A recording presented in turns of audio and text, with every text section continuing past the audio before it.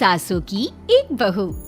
बलविंदर की पहली बीवी को बच्चा ना होने के कारण वो दूसरी शादी करता है, लेकिन जब दूसरी शादी से भी बच्चा नहीं होता तो वो तीसरी शादी करता है, और तीसरी शादी करने के बाद भी जब उसे संतान का सुख प्राप्त नहीं होता तो वो डॉक्टर को दिखाता है। और फिर बलविंदर जी, दोष आपकी बीवियों में नहीं, आप में है। आप में ही कुछ मेडिकल रीजंस की कमियां हैं जिनके कारण आप कभी भी किसी बच्चे के बाप नहीं बन सकते। अरे बाप रे, ये तो घोर समस्या हो गई। एक बच्चे का बाप बनने का मेरा सपना था और आज वही चूर चूर हो गया। 3 बीवियों में पहली बीवी इंद्राणी, दूसरी बीवी सुधा और तीसरी बीवी कलावती। मुझे एक माँ बनने का सौभाग्य प्राप्त करना है। मुझे भी, इसीलिए तो मैंने शादी की थी। अरे लेकिन अब किसे पता था कि हमारे पतिदेव में ही कमी होगी। अब हम क्या करें? हम एक बच्चे को गोद लेते हैं। तीनों एक बेटे को गोद लेते हैं जिसका नाम प्रमोद रखा जाता है। 20 साल बाद अब तीनों भी बूढ़ी हो चुकी होती हैं। बलविंदर भी बूढ़ा हो चुका था। प्रमोद एक अच्छी नौकरी करता है। उसकी शादी की उम्र हो चुकी थी, इसलिए तीनों माएं प्रमोद की शादी पाखी नाम की एक लड़की से करा देते हैं। शादी के बाद बहू पाखी की पहली रसोई की रस्म की बारी आती है। मेरी प्रिय 3 सासू माओ, आज मेरी पहली रसोई है। बताइए क्या बनाऊं? क्या पसंद है आप तीनों को? बहू तू ना कढ़ाई पनीर, सूजी का हलवा और पुदीने की चटनी बना दे। अरे नहीं नहीं, ये क्या पसंद है? अरे पाखी बहू, तू छोले भटूरे, सरसों दा साग और मक्के दी रोटी बना और पंजाबी लस्सी भी बना दे। ओफो, सच में मेरी सौतन हो। खाने के मामले में तुम्हारा टेस्ट और चॉइस दोनों भी बकवास है। बहू, नॉर्मल सिंपल सात्विक भोजन बना दो और हलवा पूड़ी खीर का भोग चढ़ा दो भगवान को मंदिर में। अरे कैसे तुम दोनों अपनी मनमानी कर रही हो? मैं तुम दोनों से पहले आई थी बलविंदर जी के जीवन में, और तुम दोनों से उम्र में भी मैं बड़ी हूँ। इसका मतलब मैं पाखी बहू की बड़ी सास हुई? नहीं, उम्र बस एक अंक होती है। मैंने सबसे ज्यादा देखभाल की है प्रमोद की, इसलिए मैं एक सास होने का ज्यादा हक रखती हूँ। पाखी बहू, तुझे मेरी बात माननी होगी। नहीं, तू मेरी बात मानेगी। जो मैंने कहा है वही तू करेगी। नहीं, मेरी बात मानेगी वो। नहीं मेरी। तीनों सास आपस में चिल्लाने लगती है और फिर वहाँ पर बलविंदर और प्रमोद आ जाते हैं। अरे ये क्या बिल्लियों की तरह लड़ रही हो तुम तीनों सास? पाखी बहू को घर में आए पूरे 24 घंटे भी नहीं बीते हैं। बाकी तुम एक काम करो, तीनों माओं की कही गई डिशेस में से हर एक की 50-50% डिशेस बना दो। लेकिन बस, अब प्रमोद ने कह दिया सो कह दिया।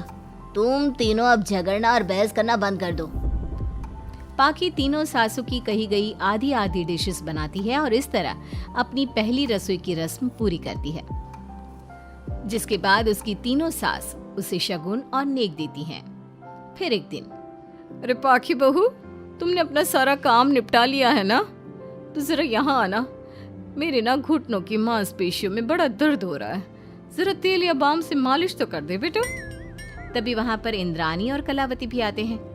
पाखी बहू, चलो मेरे साथ बाजार। मुझे ना नई साड़ियाँ खरीदने हैं। तुम्हारी फैशन सेंस बहुत अच्छी है ना, इसलिए मैं चाहती हूँ कि तुम मेरे साथ चलो। अरे पर मैं यहाँ पे पहले आई, तुम्हारे साथ ही सही, लेकिन मेरी स्पीड सबसे तेज थी। पाखी बहू, मेरे कमरे की अलमारी और पर्दे साफ कर दो ना, बहुत धूल जम गई है। मुझे खांसी भी आ रही है। अरे ऐसे कैसे तुम दोनों मेरी बहू को अपने साथ ले जा सकती हो? सबसे पहले मैंने बहू को कहा है कि वो मेरे घुटनों की मालिश कर दे। अब जाओ, 1 घंटे के बाद अपनी ये फीकी शक्लें लेकर फिर से आना। सुधा मैडम, ज्यादा ना बोलो। पाखी बहू को तुम दोनों से ज्यादा नेक दिया है मैंने, इसलिए पाखी बहू तो मेरा ही काम करेगी। और वैसे भी ये सुशील सर्वगुण संपन्न बहू अपनी इस बेचारी बूढ़ी सास को खांसते हुए कैसे देख सकती है? क्यों पाखी बहू? हाँ, पर नहीं पाखी बहू, तुम इन दोनों की भावनाओं के जाल में मत फंसो और रही बात शगुन और नेक की, तो रिश्तों को प्यार के भाव से तोला जाता है, ना कि पैसों के भाव से। मतलब ये कहीं के। ओ इंद्रानी, ज्यादा मत उछलो, पता है कौन कितना मतलबी है। उफो, अब फिर से आप तीनों मत शुरू होइए। मैं आप तीनों की काम करूंगी, लेकिन बारी बारी। सबसे पहले सुधा सासू माँ का, फिर कलावती सासू माँ और फिर इंद्रानी सासू माँ का। इसके बाद तीनों सासू में फिर से लड़ाई और कहासुनी छिड़ जाती है। फिर एक दिन जब पाखी घर का किराने का सामान लेने बाहर निकल रही होती है कि तभी, बहू, मुझे ना मेरा पुराना संदूक नहीं मिल रहा, तू आकर ढूंढ देगी क्या? अब ठीक है इंद्रानी सासू माँ।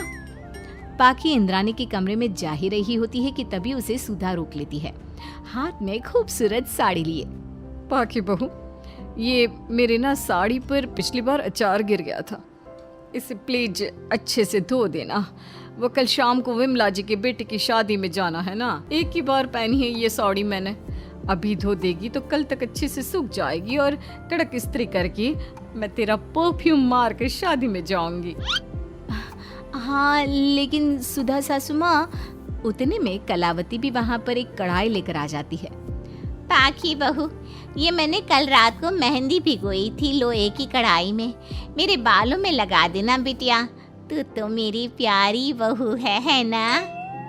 इंद्रानी वहाँ आ जाती है और तीनों सास फिर से एक दूसरे को गुस्सेल आंखों से देखती है और फिर से आपस में लड़ना शुरू कर देती है। तुम अपने आप को समझती क्या हो? खरीद लिया है क्या मेरी बहू को? ये मेरी बहू है। तो मेरी पड़ोसन है क्या? ये मेरी भी बहू है और मेरा भी इस पर उतना ही हक है जितना कि तुम्हारा। तुमने खरीद नहीं लिया है ना, तो ये मेरी है, सिर्फ मेरी, इकलौती बहू मेरी पाखी, मेरा ही काम करेगी।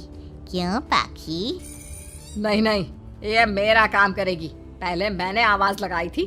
तुम दोनों तो ऐसी बहू पाने के लायक भी नहीं हो। हट जाओ तुम दोनों और खुले मैदान में जाकर एक दूसरे से लड़ो और नोचो एक दूसरे को। लेकिन पाखी बहू तो सिर्फ मेरी ही सुनेगी और मेरे ही आदेशों का पालन भी करेगी। तीनों सासों के बढ़ते झगड़े को देख पाखी अपना आपा खो देती है और जोर से चिल्ला पड़ती है, बस बहुत हुई आप तीनों की तू मैं। अरे रोज ना ड्रामा लगाती रहती हो, 50 साल की बूढ़ी औरतें हो गई हो, फिर भी बच्चों की तरह लड़ती रहती हो। अब बस बहुत हुआ। अब तो मैं आप तीनों में से किसी की भी बात नहीं सुनूंगी और मैं जा रही हूँ ये घर छोड़ के। अब मुझ में और सहन शक्ति नहीं बची, मैं चली। अब लड़ो झगड़ो, एक दूसरे को मारो पीटो नोचो, जो करना है करो।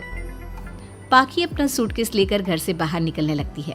तभी तीनों सास बेहद घबरा जाती हैं और भावुक होकर पाखी से विनती करने लगती है, पाखी बहू हमें छोड़कर मत जाओ ऐसे। अरे हम तुम्हारे बिना मर जाएंगे। इतने कम समय में ही तुम हम सबकी जीने की वजह बन चुकी हो। माफ कर दो हमें बेटा।